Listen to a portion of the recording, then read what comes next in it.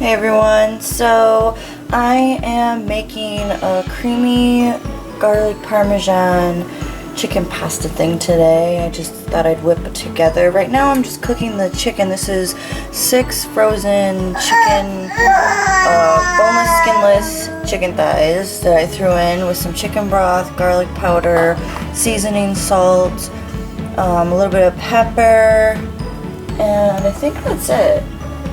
And then, yeah, some chicken broth.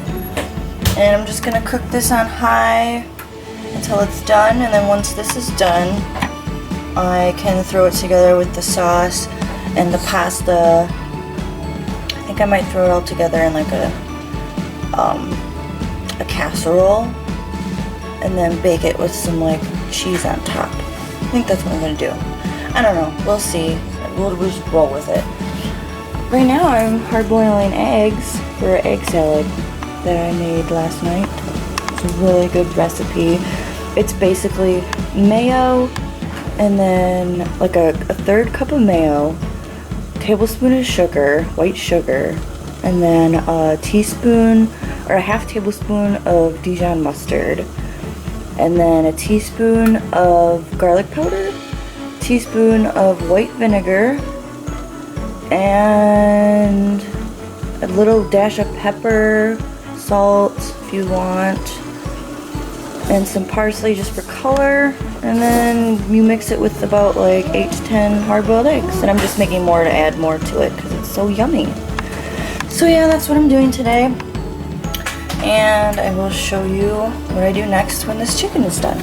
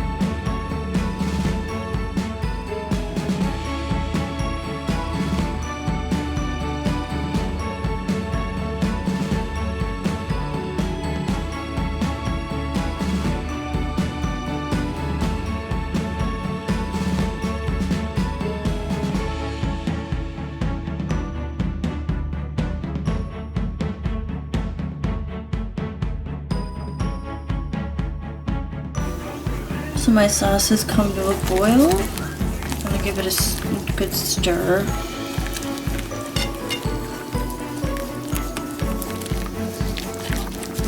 It's sort of thickening. You might need to add like a half a tablespoon of flour maybe. I'm going to let it just boil for a little bit. If you want to know how thick your sauce will get, let it come to a boil, and that's usually how thick your sauce is going to be when it's at that boil. So I think I do need to add a little bit more flour. We'll see. At this point, I did add another tablespoon of flour,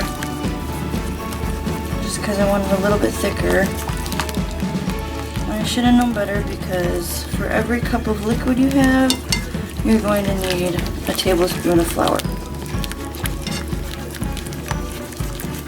So I'm just going to whisk this until it's smooth. I don't want any chunks of flour left in there.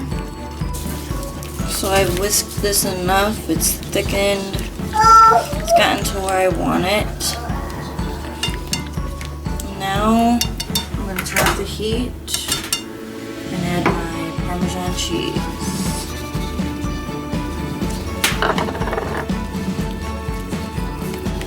So I've mixed in the Parmesan cheese thoroughly, and this is what it's looking like. I'm gonna give it a taste.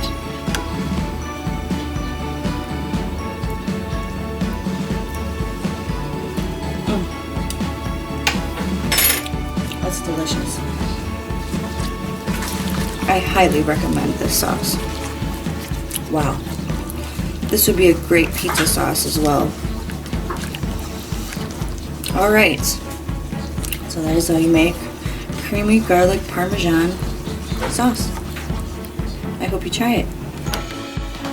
So right here, I just chopped up a bag of these ruby bite-sized potatoes. It is a 24-ounce bag. I just quartered them up.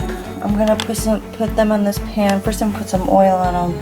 Put a little bit of probably just some like pepper and garlic seasoning. Not any salt, because I'm getting that from the sauce. I'm gonna put them on this pan in my oven preheated to 450, and I'm gonna roast them for about 25-30 minutes. And then those will be done. I'll be able to add it. I'm gonna do like a potato chicken casserole. So that's what I'm gonna do. I'll show you what I'm gonna do next once these are done. So I have my chicken shredded and my potatoes are cubed and baked. And then I have the sauce. I'm just gonna start assembling it.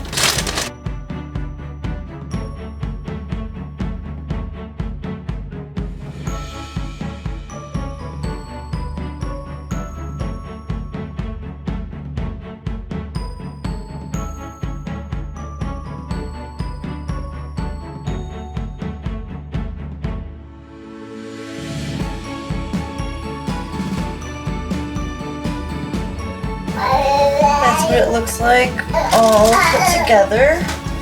I just sprinkled a little bit of Parmesan cheese on top, just a little sprinkle, and some parsley, because parsley is beautiful.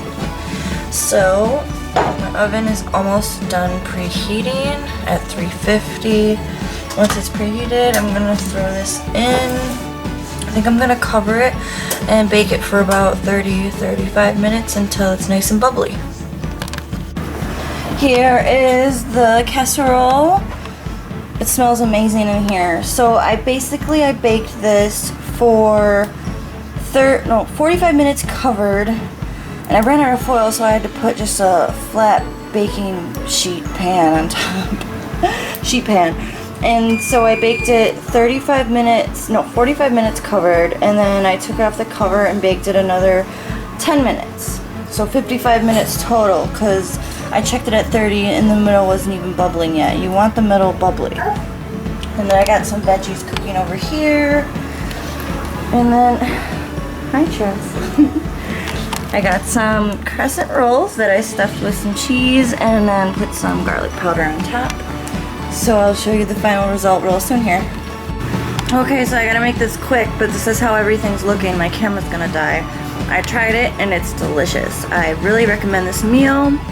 So if you like this video, please like and subscribe if you haven't already, and check out my other videos. I have a ton of other cooking videos. So I will see you in my next video, and I hope everyone has a great day. Bye-bye.